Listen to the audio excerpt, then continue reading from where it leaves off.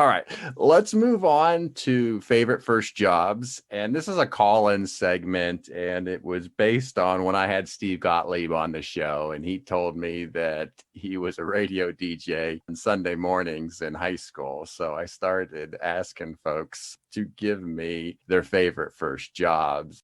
Do you have a favorite first job? Oh, I do. Yes. So trying to think how old I was when I started. It had to be only 14 or 15. But I had the opportunity to work for a veterinarian on weekends, after school vacations, summers, all through college.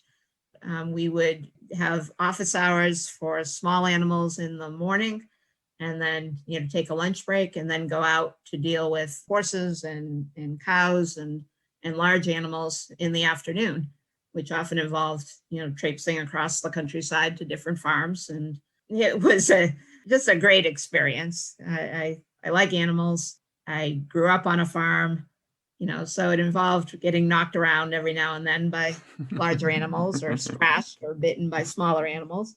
But it was a great experience. Doc, as we called him, was an incredibly knowledgeable man. He saw the good in every animal we dealt with. But it was a hard job. I worked hard. I got messed up a lot, but it was a great first job. Nice. All right. So I got a couple of callers on the line, and we're going to see what their favorite first jobs are.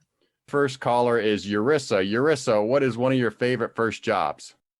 So my favorite first job, it was me becoming my own entrepreneur or boss. I actually created my own business of a water girl in Dominican Republic, where I used to deliver water to people. So that was my first job because I got to make up my hours and my time, and I got to charge people whatever I wanted to just to deliver water. So my favorite by far. That's interesting. And if you haven't listened to Eurissa's story, that is fascinating. I highly recommend her episode.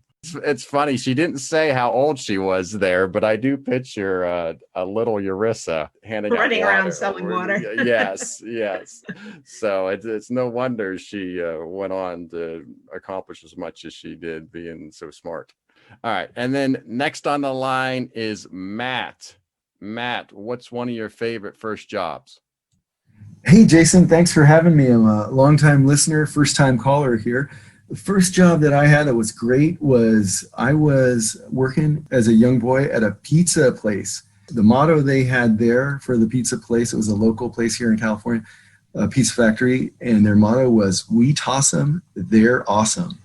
And so when I was young, 15, 16 years old, I learned how to toss a pizza up in the air, pizza dough, and make pizza. And it's a skill that I still have today. And so my kids absolutely love it. When it's pizza day, we go down to the local store, buy some dough or make some dough of our own or what have you. And then I take that dough and spin it out into a pizza, and they love watching it. They think I'm the greatest because I can toss a pizza. That's pretty cool. That's definitely something that carries on with the rest of your life. That is a real talent. I mean, I can barely, make a pizza on dough that's provided for me, much less toss the pizza. Yeah.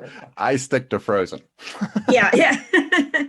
All right. And then next on the line is Danelle. Danelle, what's one of your favorite first jobs? One of my favorite first jobs was seriously working at Kentucky Fried Chicken. And when I got there, I thought there is no way I'm ever going to like this restaurant and ever going to eat this food again. But actually, I loved it. And I learned how to make coleslaw. Oh, knowing Danelle, I would have never guessed that. If meeting Danelle, I would have never guessed that she once worked at Kentucky Fried Chicken. And I wonder if she still ever has Kentucky Fried Chicken, because Danelle is pretty dedicated to healthy eating and that sort of stuff. Well, I'm sure when she's competing in her bodybuilding competitions, I'm sure Kentucky Fried Chicken is a no-no. It's not on the menu. Yes. All right. Next up is Noah. Noah, what's one of your favorite first jobs? Well, my favorite first job that I ever had was as an undergrad. I was a school bus driver, believe it or not. And I picked up 45 kids. I got to, drive out into the beautiful part of rural Illinois around a lake and pick up about 9 kids from affluent families, and then came in to a little town and loaded up the bus. It was chaos on wheels. And what it taught me for the profession of crime analysis is that I needed to know how to multitask, to be able to drive and look in the mirror and in the rearview mirror and looking forward to all at the same time, and how to deal with chaos on the fly.